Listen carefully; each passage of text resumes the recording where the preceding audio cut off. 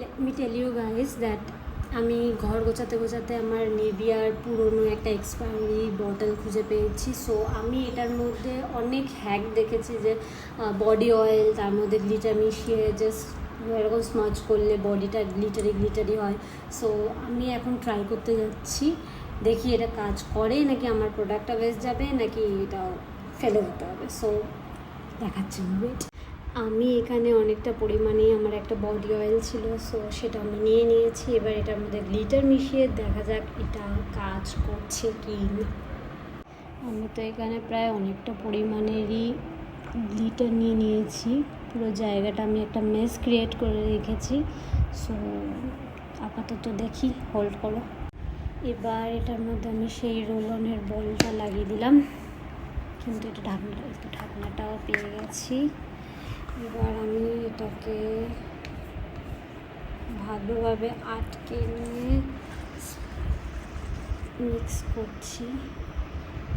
অয়েলটা তো খুঁজেই পাওয়া যাচ্ছে না, পুরো গ্লিটারি হয়ে গেছে। চলো এবার আমি ফার্স্টে হাতে ট্রাই করবো আদৌ এটা হচ্ছে নাকি, আমার কোনো র্যাশ ফ্যাশ বেরিয়ে যাচ্ছে, দেখা যাক। মিক্স করে নিয়ে আমি এখন আমার হাতে ট্রাই করছি। Oh my god, it literally worked. আমি ফোনে আমি দেখাতে পারছি না যে কতটা শাইন করছে, বাট আমি একটা অবসেস একটা দেখেছি। অ্যান্ড ফর্চুনেটলি আমার কাছে একটা নিভিয়ার বটল ছিল।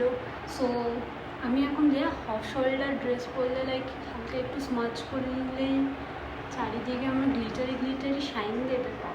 তাই চুম্বেশ্বরী, আমি প্রোডাক্ট বানাতে শিখে গেছি। আমি এটা টেনে দিতে চাই, কারণ কি অনেকেরই গ্লিটারে না র্যাশ বেরোয় বা কিছু একটা হয়, অ্যালার্জি টাইপের চুলকায়। সো আমি এটা কখনই সবাইকে প্রেফার করবো না। যাদের একটুখানি স্কিন বহুত সেন্সিটিভ তারা কিন্তু প্লিজ এটা হ্যাকটা ট্রাই একদম করো না।